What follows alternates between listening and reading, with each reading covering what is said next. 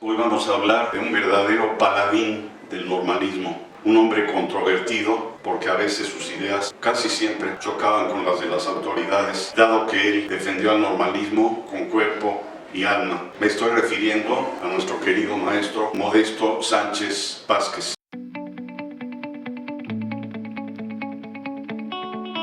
Él nació el 24 de febrero de 1908 en un pueblo bellísimo de Guerrero que se llama Teloloapan. Y digo bellísimo porque, a diferencia de Iguala, de Chilpancingo, que son poblaciones muy calientes, Teloloapan es templado. Él nos hablaba siempre de la Tecampana, del kiosco, de los lugares que él desde niño visitaba, los ríos, los sitios que le llamaban la atención. Nos contaba cómo entre la milpa él se colocaba en el surco para ver el cielo y estar oteando cómo las nubes cambiaban y formar figuras en su pensamiento. Su origen es muy sencillo. El papá de él adoptó el apellido Sánchez. Ellos eran de origen indígena, él era chontal. Tuvo que adoptar el apellido Sánchez, tomado de algún señor importante de esos que venían de la época colonial. El maestro tuvo varios hermanos, la familia batallaba para mantenerlos. Su mamá tenía que hacer verdaderos sacrificios para que ellos comieran, se alimentaran, salieran adelante. De tal manera que él nos contó que un día llega a su casa el obispo de Chilapa y pregunta: ¿quién de ustedes se quiere ir conmigo? Y Modestito tenía 8 o 7 años y dice: yo me voy con usted. Imagínense ustedes dejar familia, dejar todo el ambiente creado alrededor de él para irse a un obispado hasta Chilapa. Este hombre lo trató con deferencia, fue muy cordial con él, pero no faltaban estudiantes y sacerdotes de esos malintencionados que le hicieron la vida bastante difícil también allá en Chilapa. Afortunadamente, en aquellas épocas post-revolucionarias había becas para los alumnos y entonces él pudo, con la ayuda de 60 pesos al mes, oigan la cantidad, 60 pesos al mes, irse a la capital de la República a estudiar para profesor. Llegó a la entonces Escuela Nacional de Maestros. Allá comenzó a tener sus materias y muy pronto lo distinguió don Lauro Aguirre. Y me contaba el maestro Modesto que se iban a la esquina de Calzada México-Tacuba y Maestro Rural, y del otro lado era campo,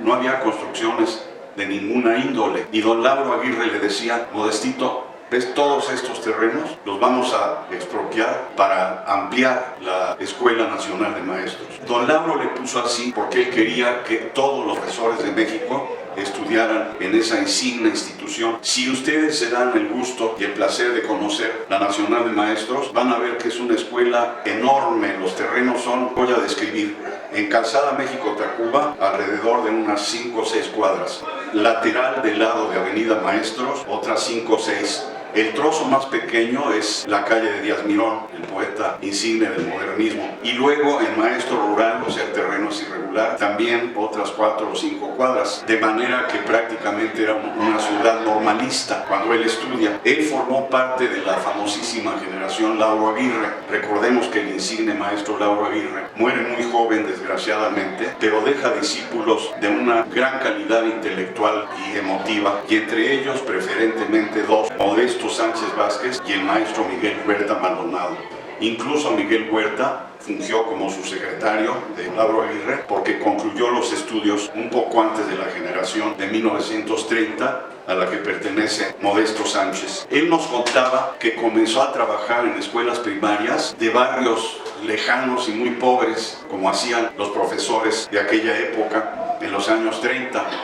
Le tocó entonces ya surcar los gobiernos de Emilio Portes Gil, Pascual Ortiz Rubio, Abelardo Rodríguez y preferentemente el de Lázaro Cárdenas del Río, con quien se identificó por todo lo que don Lázaro hizo por el pueblo de México, sobre todo con la educación socialista, cuando se modificó el artículo 3 y quedó en su contenido escrito así: la educación que imparte el Estado será socialista. Fue la época en que se multiplicaron las escuelas rurales, en que los profesores se iban a los pueblos más alejados para atender y alfabetizar a niños con carencias enormes. A veces llegaban sin nada de comer, se dormían materialmente en el aula por falta de alimentos. Esto que ahora podemos ver quizá como algo extraño, sigue sucediendo en nuestro país. Tenemos todavía una gran cantidad de alumnos muy pobres que, como un verdadero galardón, pueden asistir a la escuela, porque también tenemos nosotros, los que vemos en los cruces de las avenidas, subirse unos en otros para obtener el pan de cada día. El maestro Modesto llega a la cátedra, a la entonces ya Escuela Nacional de Maestros, con su edificio antiguo en Calzada México-Tacuba. Viene ya entonces la etapa de la industrialización de México, cuando llega a la presidencia Miguel Alemán Valdés, que recibe una enorme ayuda económica de Estados Unidos después de la Segunda Guerra Mundial, porque si se reconstruyeron países que habían perdido la guerra, pues los aliados y México, frontera tan grande con Estados Unidos, comienza su transformación hacia la industria. Alemán era muy listo porque mandaba construir escuelas que quedaran cerca de las carreteras para que todo el mundo pudiera verlas, observarlas y detectar que la educación estaba ampliándose en México. Asimismo, construyó muchas presas, como lo había hecho Roosevelt en Estados Unidos y varios presidentes norteamericanos. Y acá en México, Alemán decide que se tire el viejo edificio de la escuela normal y manda a los alumnos a lugares no muy adecuados, pero cubriendo lo indispensable para poder estar en ellos, como es el caso de la ida de los alumnos de la normal al Salesiano. Entendemos había sido una organización católica que la revolución expropió y convirtió el edificio en una institución para los hijos del ejército, pero después quedó bastante abandonado y es cuando llegan los alumnos de la Nacional a instalarse por allá. Mientras tanto se construye la bellísima unidad de la Nacional de Maestros, distinguida por aquella torre enorme hecha por Mario Pani, que representaba un libro enorme era la torre, y los sostenes de ese libro, del lado izquierdo y del lado derecho, tenían y tienen, porque siguen vigentes, figuras desde la época precolonial, la colonia, la independencia, la reforma, la revolución, etc. Se entera Modesto Sánchez que definitivamente el gobierno va a cambiar planes y va a hacer que ese edificio sea la sede de la UNESCO, y no conforme y con aquel espíritu aguerrido que él tenía, ordena a los muchachos que carguen sus bancas, se las lleven desde Salesiano por todo Carrillo Puerto, llegan a la Nacional de Maestros y toman la escuela sin autorización del secretario de Educación y de los subsecretarios. Esto hace pensar al maestro Modesto que él debe renunciar a ser dirigente de los alumnos, presenta su renuncia, lo manda a llamar el secretario de Educación, don Manuel Gual Vidal. Llega Modesto con su renuncia en la mano, se la pone enfrente, y Gual Vidal lo atrae, le da la mano, un abrazo y le dice: Modesto, gentes como usted necesitamos en el país. ¿Por qué? Porque seguramente en las altas esferas había la pelea por ese maravilloso edificio que tenía contempladas las banderas de todas las nacionalidades y tenía una fuente en la que se reflejaban esas banderas. Muy bello. Queda entonces, a partir de ahí, ya nombrado firmemente el maestro Modesto como director de la entonces Escuela Nacional de Maestros, y va a formar verdaderas generaciones de profesores que van a pelear por el mejoramiento y la transformación de los maestros de México en cuanto a sus sueldos, en cuanto a los lugares donde van a trabajar y en cuanto a los alumnos que van a atender. Los gobiernos posteriores se incomodan con él por toda su labor dentro de la Escuela Nacional de Maestros y lo comisionan a la Escuela Normal Superior. El maestro llega en los años 50, da sus clases, se le limita en cuanto a su participación política, se le deja tener un cubículo junto con el maestro Agustín Cuecánovas. Era ya director de la Normal Superior, el egregio poeta, creador del estudiantismo, don Arqueles Vela, junto con el maestro Modesto Sánchez, defendieron a la institución con el cuerpo y el alma, porque increíblemente las autoridades de educación comenzaron a golpear a la escuela de una manera evidente. ¿Por qué lo hicieron? Estábamos formando alumnos con una enorme conciencia política y social, defendían los derechos, las garantías individuales, derechos humanos y la calidad y la condición de los maestros. Tanto Arqueles Vela como Modesto insistían en que el maestro era por naturaleza líder social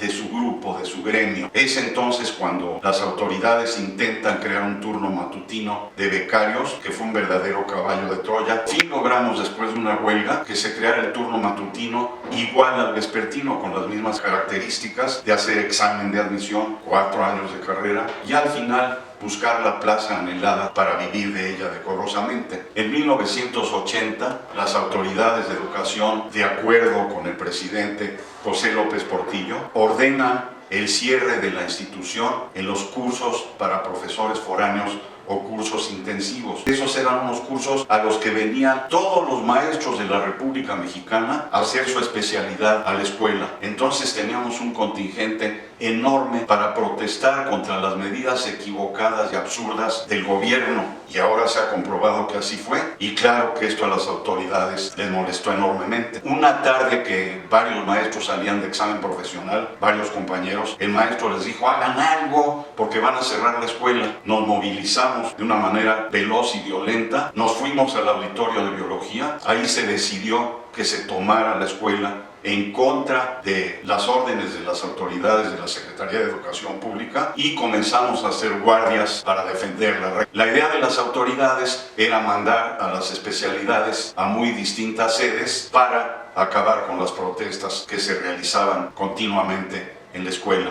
Logramos sacar unas cintillas en el diario 1+1 donde citaban a los alumnos en el plantel de Fresno y Rivera de San Cosme, mientras las autoridades les ordenaban que se reunieran en las sedes que ellos habían dispuesto. Se juntaron 7,000 maestros para defender a la escuela y sacar adelante el curso, porque afortunadamente respondieron los maestros y el curso intensivo se realizó en Fresno número 15. En las sedes, lugares que había designado la Secretaría, había 1, 2, 3 alumnos cuando mucho. Al final, claro, la Secretaría no iba a reconocer que había perdido. Les pagaron a los maestros de los cursos paralelos, les llamamos nosotros, de las sedes que ellos habían asignado, pero también nos pagaron a nosotros, lo que fue un verdadero triunfo de la escuela. A partir de ahí siguieron los embates contra la institución, y en 1982 se organizó otra huelga, se nombraron nuevas autoridades, llegó el doctor Luis Gámez como director de la escuela con las mejores intenciones para que ésta siguiera adelante, y el maestro Modesto, en su calidad de líder moral e intelectual de nosotros,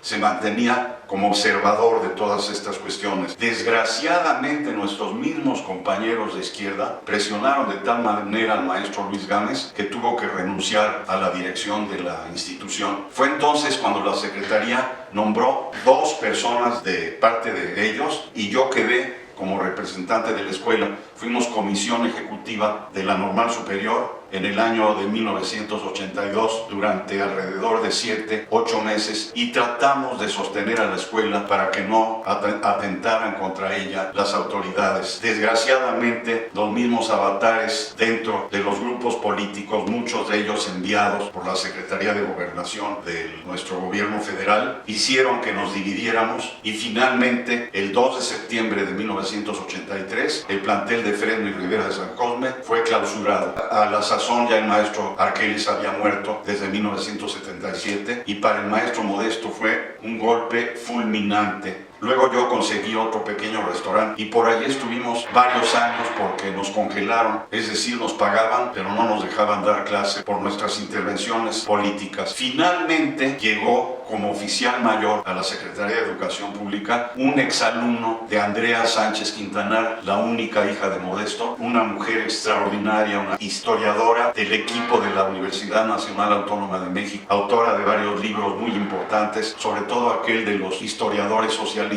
y su alumno llegó a la oficialía mayor. Fue entonces cuando nos rehabilitaron a este plantel de Manuel Salazar 201, a quienes Arturo Cabrera, Lucio Vázquez Reina y su servidor. Aquí regresé. Al maestro Modesto ya no lo dejaron dar clase, ya estaba muy grande, enfermó con todo esto y falleció el 20 de octubre de 1996 después de una hospitalización y una enfermedad larga y penosa. Conservo de él un recuerdo imborrable, y de ello es testimonio todo esto que me he permitido. Muchas gracias.